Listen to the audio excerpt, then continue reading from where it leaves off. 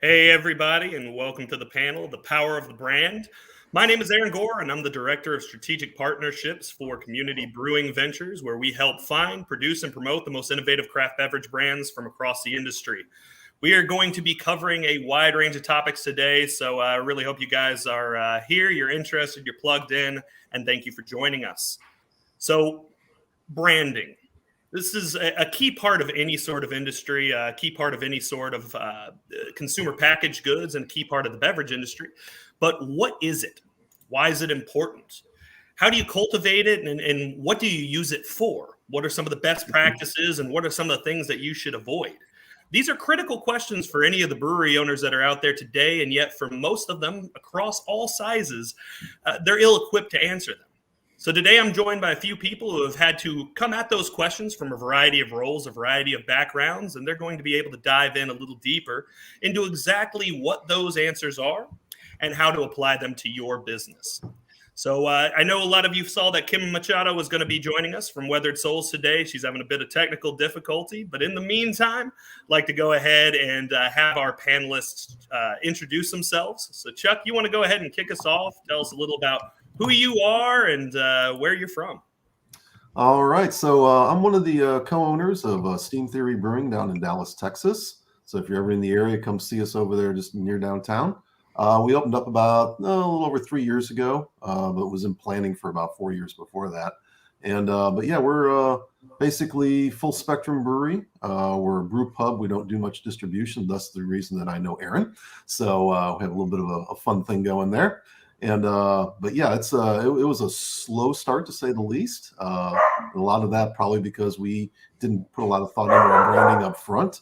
But now that we've got some pretty cool stuff going on, things are picking up. We're coming out of the pandemic pretty well at this point, and we've got a lot of fun things that we want to share with you guys today. So look forward to talking to you. Awesome. And Cody, good to see you as always, sir. You guys have been absolutely crushing it up in Indianapolis. Tell us a little about your background and CODO design. I would love to. So I'm Cody Fague. I'm a creative director and partner here at CODO Design in Indianapolis. We are in our 12th or 13th year, I think, of working with breweries of all sizes all over the world. So, I mean, we've worked with dozens of breweries, helping them with things like brand identity, packaging, website, executing a lot of different tactical projects, but at the core of that, helping people kind of figure out what their branding is, what their values are, their brand essence, things like this. So we've got a lot of experience traveling and working with folks all over the industry, helping them kind of tease out what that branding should and could be for them. Awesome, and doing quite the job at it. And finally, Matthew Juaire. Hey, how you doing, buddy? Good. What's going on? Well, I got to see you even more often, so every day has its challenges. Hey, you invited me. Yeah, I am Matthew Juaire. I am co-founder and co-owner at Big Cannon Beer Company in Tampa, Florida. We opened just over 2 years ago, obviously, and planning a little bit before that.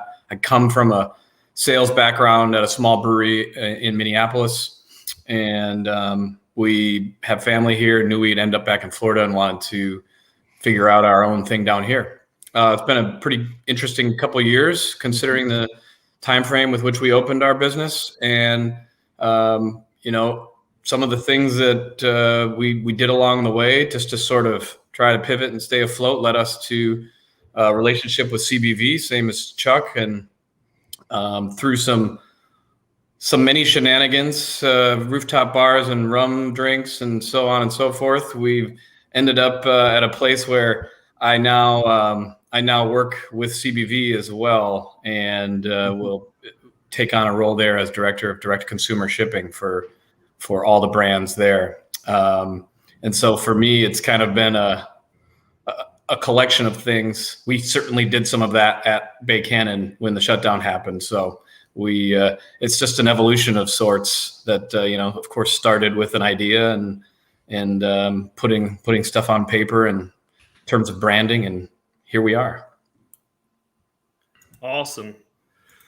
So definitely coming at it from different places, coming at it from different angles. But one of the key questions, and really kind of the one that this entire panel is built on, is just a very simple question of what is branding? I know that most people, when they have that in their mind, when they hear the word, what they're thinking of is things like labels, things like logos, and to be sure those are a part of it. But Cody, can you kick us off and talk a little about how you define branding and really what it is to you? Sure. I would start to define just the word brand, like the noun. I find this more useful because you have a brand, whether you've consciously worked on it or you have not. This is basically just a sort of cluster association of feelings that everyone in the market has about you. So what is my impression as a consumer of a given brewery? How does it make me feel? How do my experiences with that brewery add up to sort of tell a kind of my thumbs up, thumbs down? How do I feel about them? Why do I like them or not like them? That's your brand. And that exists whether you paid someone to work on a pretty label or if you just kind of did it yourself, you still have that. And then you get into branding, like the ing participle verb, which is a lot more about the active management of how people feel about you and using all the different tactics at your disposal, whether that's kind of ephemeral posters, labels, point of purchase stuff, or if it's, how folks conduct themselves in the tap room, how you are structured, what you're offering, who you're offering it for. That's kind of the more active branding. And you constantly shape that with the choices you make in your brewery, in your business every single day. You're affecting that brand or how people feel about you. I think that's a pretty good wide overview.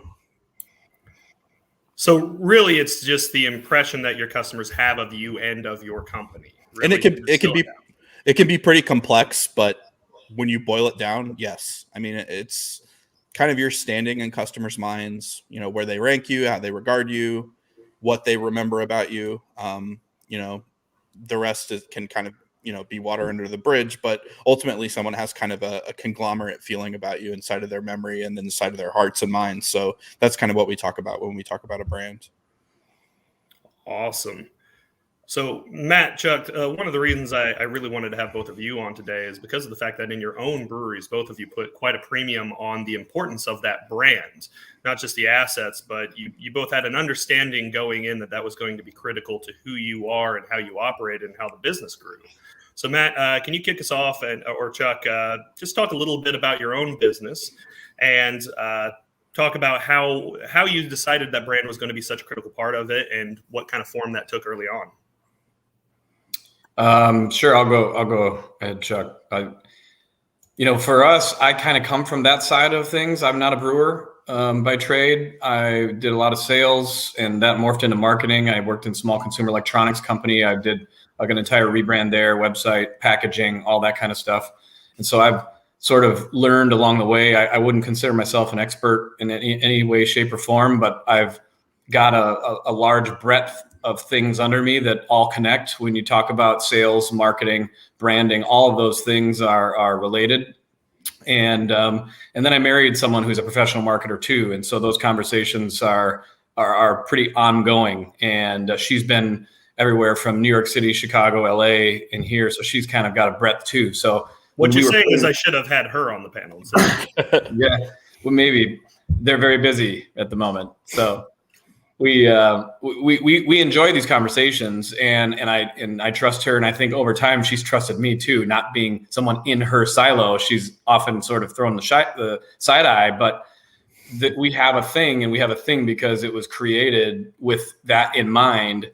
And for me personally, I just tend to listen as much as I can. I have a vision of how I want things to look. So when I hear you guys talk about the logo and all of those things, I think for a layman, that is what it comes first. And over time, for me, it's been a function of, as a new business, and in some cases for us, a business that people still don't know exists, even in our own town, you don't have that relationship with the consumer. So when we talk about, the consumer's a brand is the consumer's perception. In many cases, they don't know you. And so to even go back further, it's important to create an equity in what it is that you're doing. And for us in craft beer, it's going to cost more than Miller Lite. it's going to be a more elevated experience. And so it's very important to create, in my opinion, an elevated experience with your brand too. So when they do meet you and the first time they see you, whether that's at your brewery or whether it's on a shelf, that there is an equity created by just from that visual. And of course, if the beer stinks, that's going to go away. If they had a crappy experience at your tap room, you're going to be in trouble there. All of these things end up helping create what it is.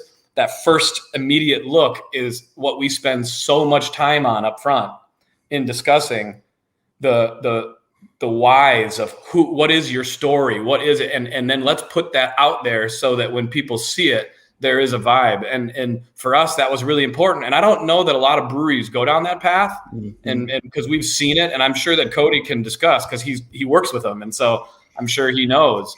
But it was important to us that we at least had that. We knew that we weren't going to have the marketing budget of Coppertail or Cigar City. We knew that we were going to have a lot of these things, but at least when someone looks at it and they visit us, that there is a cohesive thing that is at least interesting. And I think that was what we strived to do up front. And I do think that we executed that. We have a ton of help and really great people along the way to help us. So I think one of the things that you touched on there, Matthew, was just the fact that a brand is so much more than just the actual imagery, just the label. Those are things that are important towards building that perception in customers' minds. But it is also things like the taproom experience. It's the way that people have interacted with your brands, and even the person behind the bar. That's pretty critical towards forming someone's impression of you.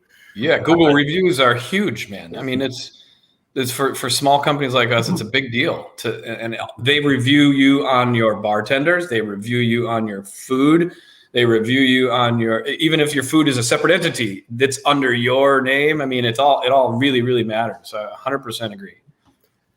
So, Chuck, with respect to your business, you guys went around building a brand a little differently than most. A lot of people, when they think about brands, when they think about the beverage industry in particular, they think about, a set of logos, the name of the beer. There is a certain look to the product that's coming from a particular brand.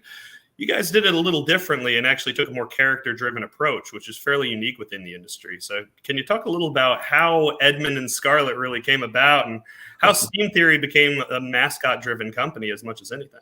Yeah, okay, love to talk about it. I mean, this is something I get quite a bit when people come in, and it's just a fun story, so we'll just jump in real quick. So it all started with our name, Steam Theory, and everybody was like, okay, that's an interesting name, but why did you pick it? What is the Steam Theory? And to this day, we have never told anyone what that is. It's a darkly hidden secret.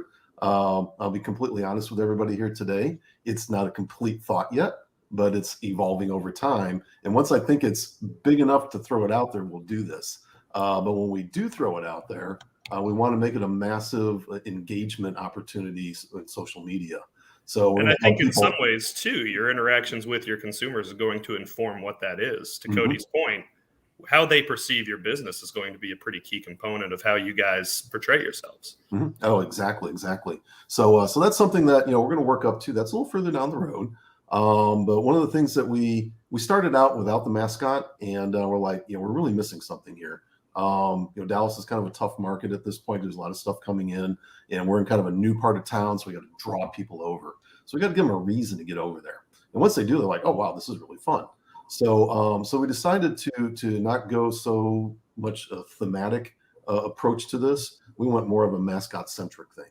We wanted somebody for them to experience, somebody to hang out with, even if they're virtual. And so that started happening. So what kicked all that off was, we had a guy come in on a Sunday night. I wasn't there, which, I'm kind of glad I wasn't, because I'm glad he spent more time there on his own looking at the place. But it's got kind of a steampunk Victorian look to the look of the brewery. So it's a little bit different. It's not heavily that, but it's enough just to say, okay, your tagline kind of fits this, which is basically, we look to the past for the inspiration of the now and the future. And we went with that kind of industrial look. It was like, early industrial London. A lot of things that we use in the craft brewing industry today is all based off of technology that evolved back then. If it weren't for those guys, I don't know what the hell we'd be doing right now. We'd be, doing chucha in a pot or something. So, it's they got everything going, and obviously things are much more advanced now, but it was all based off of that basic stuff. And so we really wanted to pay homage to them.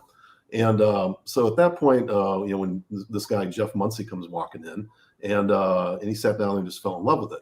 Great artist, he local guy, just got out of school and everything, and he just sat there and he just started drawing, and so it would have been fun to see him do it, but I like the fact that I saw the final the concept when he sent it over to me. So the next morning I get this email, and I was like, oh, what is this now? Somebody wants to be our artist again. Everybody wants to be an artist at a brewery. And I looked at it and I was like, oh my God, he just gave this to us. And that's like one of the coolest things I've ever seen in my life.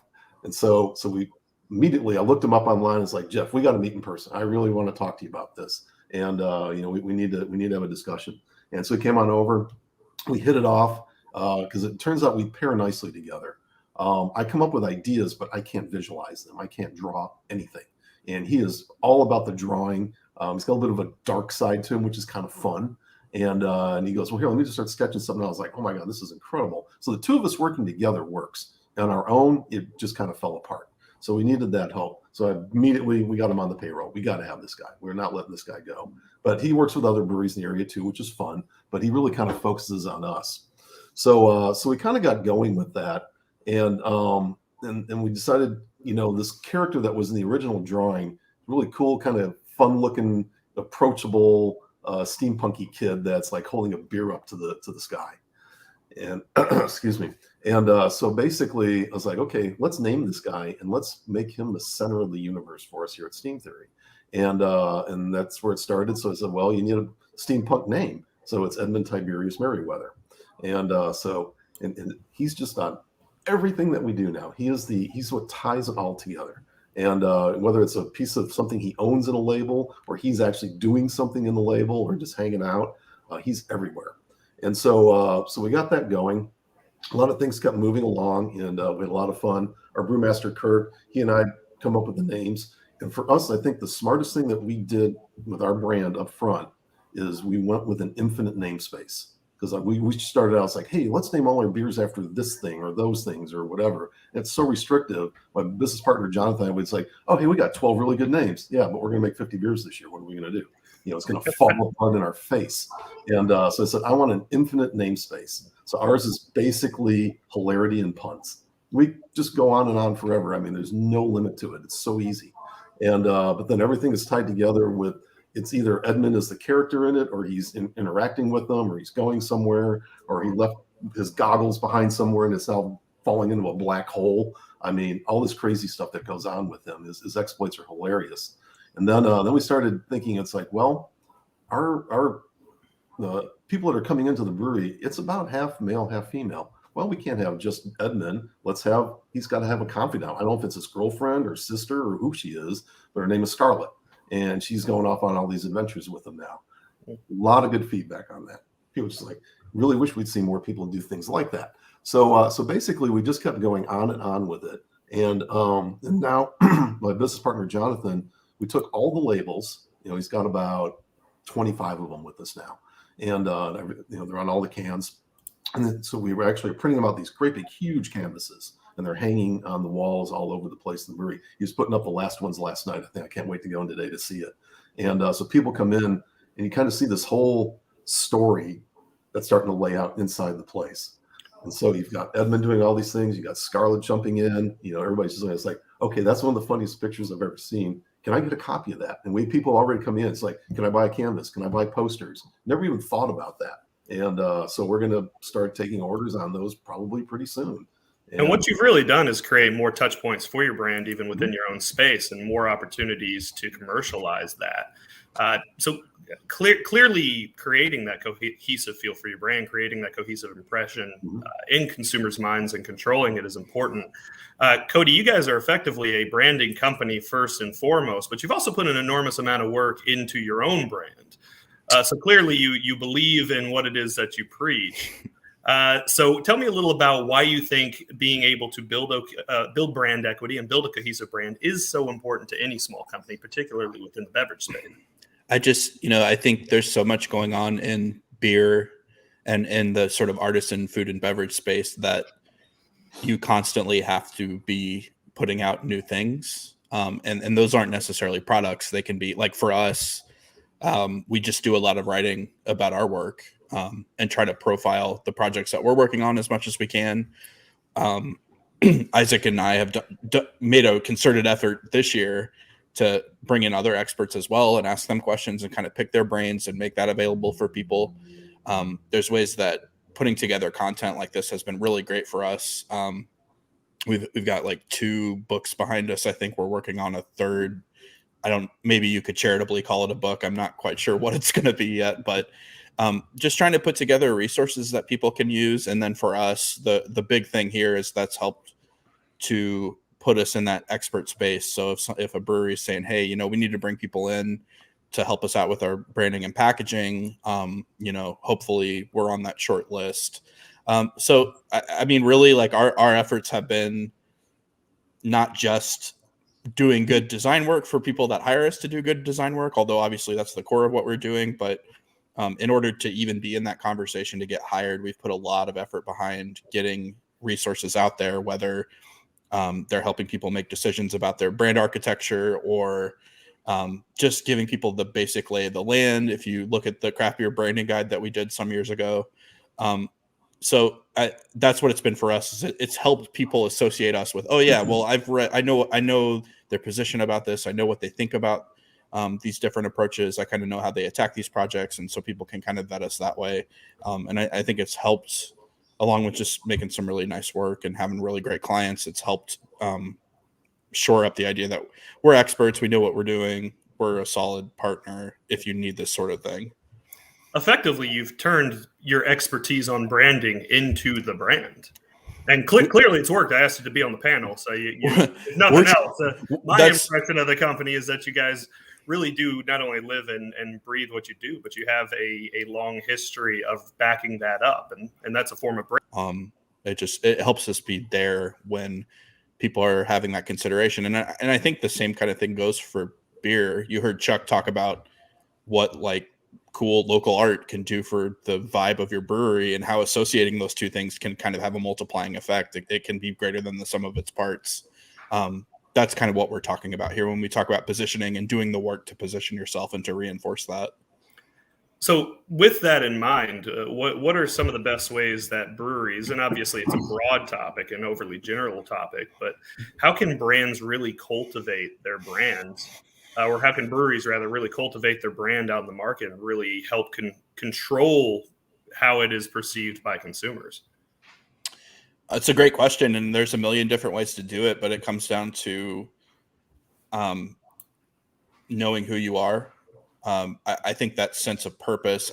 Matt talked a little bit about the why we're doing this. I think what good branding does is it really helps uncover and articulate what that sense of purpose is. So if you're a brewery, why are you brewing beer? Why did you even start this in the first place? If I'm your customer, why am I buying your beer and not the 50 other guys that I can go to that are making pretty decent stuff?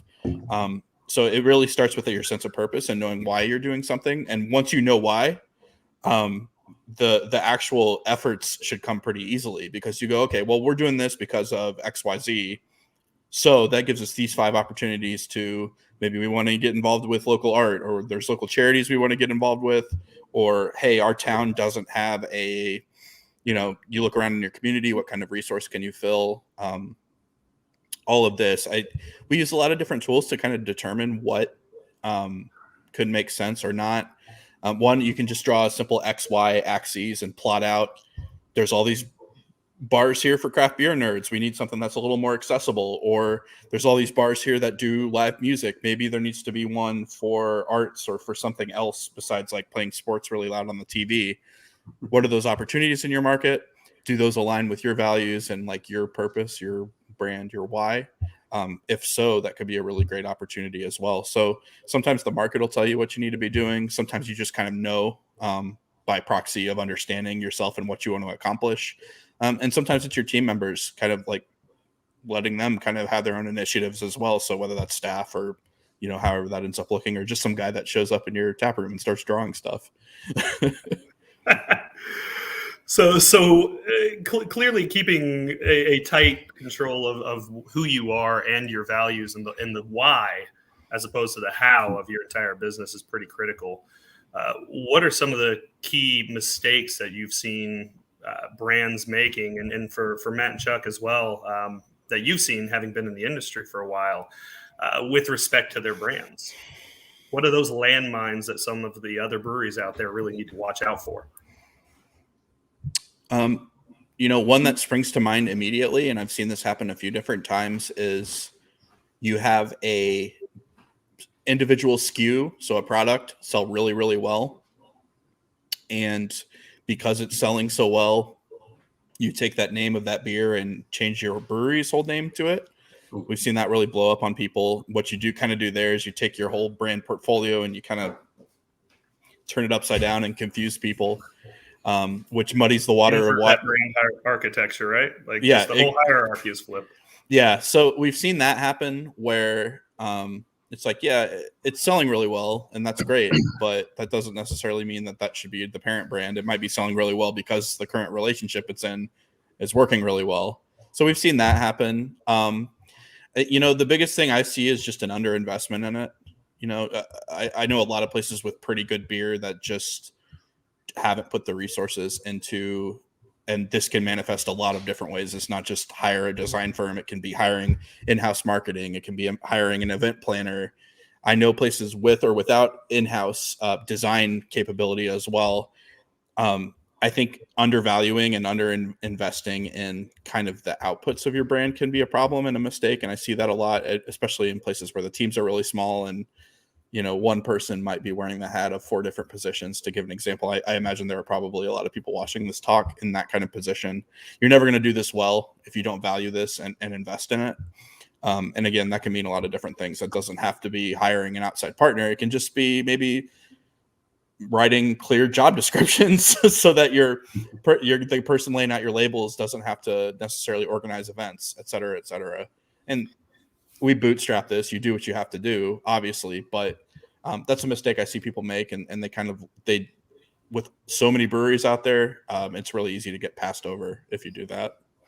I mean, I think that you see a lot. This is a small, generally bootstrappy industry. There's 9,500 breweries, and they aren't the size of Deschutes, So you've got, and in many cases, you have breweries that were started by brewers. Mm-hmm. Okay, brewers are artists. They just aren't that kind of artist, and inherently they lack a whole bunch when it comes to the business side of things. There are examples that buck that trend, of course, and some savant type people that are excellent across the board, but the vast majority of them are not. Well, the beer is really, really important. And so if you don't have a brewery, you don't have a business. And so a lot of those breweries get started. They got great beer. They're just sort of sitting there serving great beer without really any sort of identity, or just historically, I've seen that a lot.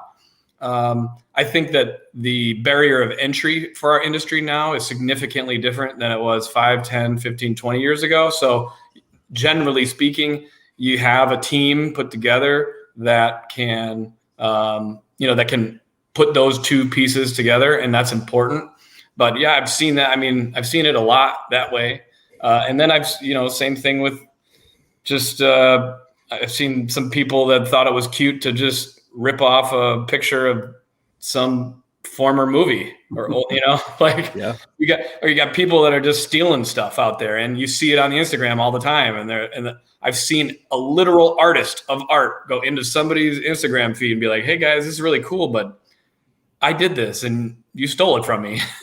And so it's sort of you have some of these pitfalls of, again, groups that maybe aren't built from a very professional place. They're very bootstrappy, and they're just trying to do what they got to do, and are navigating a place that they don't necessarily understand. And that really can hurt the brand, obviously.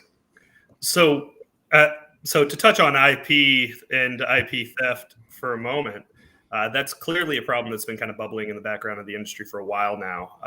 For a lot of breweries, they're small enough, and their releases are small scale enough.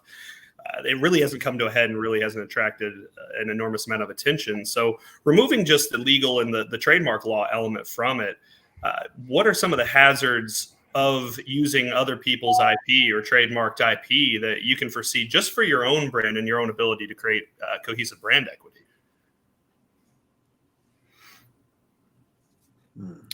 I would say first and foremost, if most of us don't have the budget to do what we want to do on the marketing side, we definitely don't have the budget to go fight in court. And so you gotta think with your brain a little bit on that from a financial standpoint, because you don't want to get in that in that battleground, because everybody loses, lawyers win. That's pretty much it. And again, I listened to Chuck's story. Our story on how we name beers is not so undifferent in terms of how I've been a part of that. I was at a brewery where we got a cease and desist from the Motion Picture Company of America for crying out loud. Like we got a 2,000 barrel brewery naming a beer rated R, and that behemoth coming after us. Like, what the heck? Yeah. And we were about to pull in a container of printed cans. Okay. So now let's go back and talk about at a dime a piece, 25,000 or however many it is. That's a problem. That's a big time financial problem if that happens. And when I was fast forward to doing our brewery, I didn't want to play that game at all. And I knew that first names are basically not trademarkable. And so we just name generated at random 100 boys and 100 girls, and we go down the list. and it's really become a story because it's not a story. You're like, oh, what's the deal with Xander? And it's like, that was the first name on the list, man. The Cleveland Browns helmet of beer names, There is no logo, is the logo. But even then, we would, like, if Sophie or Matilda came across, we would skip it because and I don't want to have that. And I think they probably, I don't know if they have it trademarked, but it's also, I have a soul, and I don't think that that's right to do that. And so, but again, sometimes people don't know there's 9,500 of us. When you play the naming a beer game, we've all done it. We've sat in an office, got a beer coming out. What do you guys think? And then you just go type it on the internet, and you're like, damn, it's like it's a 3-hour exercise. And so I don't want to play that game. And if you can find your avenue, like Chuck talked about, and how to avoid that, because none of us want to play that game. We want to make beer and sell beer, and you get yourself caught in court. And like you said, I've seen it over items in a logo that are potentially infringing. I've seen it over just simple beer names, brewery names. I've seen it between the liquor industry and the beer industry. It's just like, come on, man. Oh, yeah. And it's a problem. Yep. Yeah. I mean, we ran into some things early on, and I'm not going to mention any names because I don't want to be that guy. But early on, we had somebody come after us over our logo. And but thank goodness we had the foresight at the time that we registered everything with the USPTO, name, logo, everything. And I highly recommend everybody do that. Yep. It costs a little bit, but it's worth the little bit of money you spend on that. Protect your investment and do exactly what Chuck is telling you. Yeah. And like I said, this one other brewery came after us on that. And I was like, what are they thinking? I mean, we were out first, and everything is with the USPTO. They sent me a cease and desist, and I was like, okay, this is time to call our favorite branding lawyer in San Diego. And she took care of it in a matter of about a day and charged us nothing. I mean, a fantastic person. I mean, my brother-in-law is an IP attorney, so that helps the bootstrap program of the brewery for sure. Oh yeah, definitely. I just saw it with Lord Hobo, and Magnanimous is a brewery down here in Tampa. There's a beer that Magnanimous made called Juice Lord. They were out first.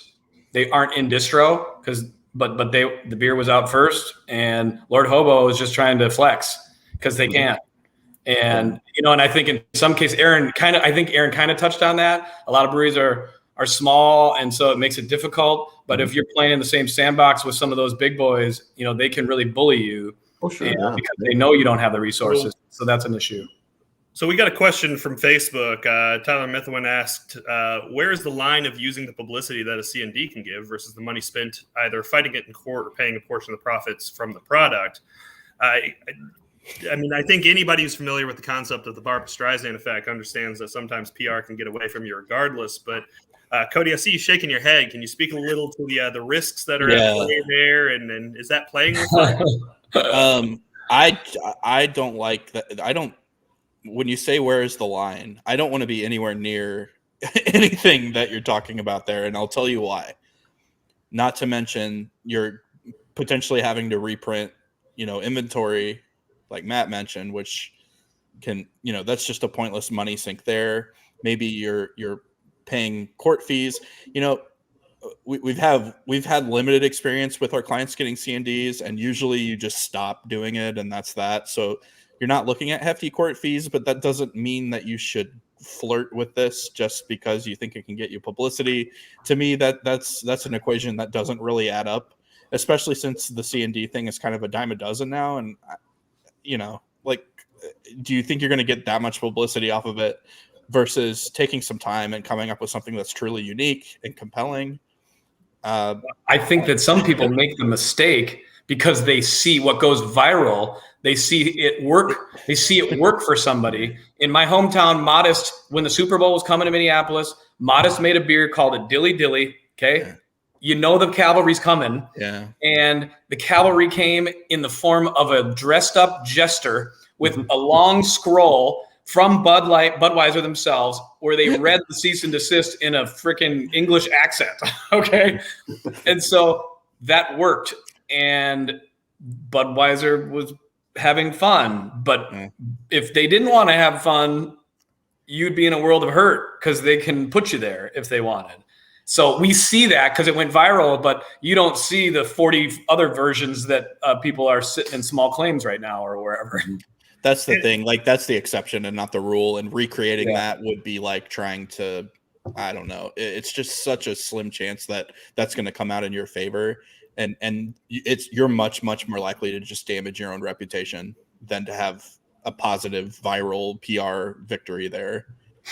Yeah. And honestly, too, it needs to be said, just to chime in from my own personal experience, that if you are using other people's IP in order to create brand equity for yourself, then you've not actually created any brand equity for yourself. At that point, all you've done is really ride some of theirs, and you're not creating any sort of cohesive impression or cohesive narrative around your own brand in the minds of consumers. So you're not going to be able to benefit from that down the line. So with that in mind, if someone wanted to really foster their own brand equity, really be able to build their brand and really reinforce it and cultivate that, Cody, what would you say are some of the steps that they should really go about, especially with respect to smaller breweries? Yeah, I mean, it starts with that strong foundation. Highly recommend finding a lawyer that can help you do knockout searches, help you get that federal registration and protect this stuff actively. Someone who's going to search, however, like once a year or however many times a year to make sure that you're defending the stuff that you've trademarked and in that investment. But then moving beyond, and like, that's the thing with using other people's stuff is like, it might work for like a cheap hit for like a stunt, but after a while, is that sustainable? Can you build and run a business in the long term on that? In most cases, from what I've seen, no. So then you're really looking at how you can create experiences both with your products and at the brewery itself that are memorable for people. And this is going to mean something different for everyone, whether you have a really killer local live music program or you're doing something really cool and creative with direct to consumer through delivery and pickup, and you've got that really squared away. I've seen breweries kind of lately come out with apps and stuff to deal with COVID stuff that has been really slick and has worked really well for them.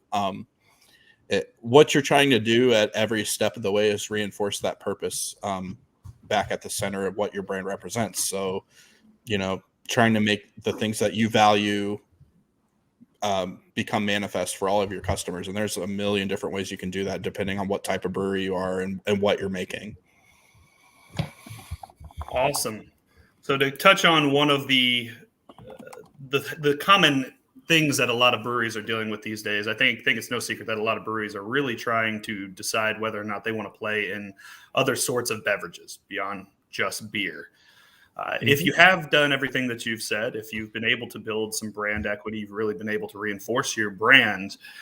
If you're looking as a brewery to do something like a hard seltzer or a kombucha or a CBD seltzer, Matt, what are some of the suggestions that you'd have for somebody looking to extend beyond their own category? And what are some of the pitfalls to avoid? And this one's for all of you. So feel free to jump on in. Well, I'll just throw a comment on that at least. We haven't done a lot of that, but we've thought about it a lot. And one of the things I'd make sure if you do something like, let's say you want to do a 0% ABV beer. Those are hard to do. There's a lot of ones out there that just don't taste good. There's a couple that are really good. Don't get in just to get in the market, but make sure you have a quality product. Make sure it's something good, because that could diminish your other products that are good. Don't just throw stuff out there to say, hey, we're in the zero ABV game. Yay. But if it's garbage, people are like, oh man, they really missed that one. And so just be careful with that. We've thought about a couple different things. We started making some test batches like, yeah, I'm not proud of this. So I don't want to be in the market that bad. We've kept this brand solid. Don't mess it up now. Yeah, we've got a line extension, so to speak, as Aaron alluded to, with a hemp seltzer that's non-alcoholic. It sort of came about organically. It really hit right as we were in the shutdown. We just kind of continued to evolve it from there. People really liked it. People really wanted it, but that's how it started. We were pouring crowlers of it out of the draft and people liked it. So then we thought to ourselves, we could probably create something, but we knew that it wasn't beer, and that while it needed to tell a similar story that Bay Cannon tells, and that is a local West Tampa, Florida, the beaches, the vibe, the hibiscus, like this is who we are. And so we knew that it needed to tell that story too, but it was different, and it has to appear different. It has to be it's going to be merchandised differently. So it has to appear differently. And while it can, live in that brand, it's kind of how you shape it. We're actually slightly reshaping it now too, to further align it. Funny enough, further align it with how we've done our beer, though separate it also. And I think that's, I've read a million different things on line extension, and I know that Pepsi probably wishes they never did Crystal Pepsi, and et cetera, et cetera, et cetera. And so they can obviously afford the L there, and that's fine. I don't think that line extension, depending on how you're doing, it's a bad thing. I think New Belgium has proved that with Voodoo Ranger, they can go ahead and do that. And there's a ton of other examples out there too of people finding. I don't think it really worked for Goose Island, but they went that direction too with 312. And I think that it's doable. Of course, if you're Goose Island, the quality question is sort of answered, or at least in theory, it's answered.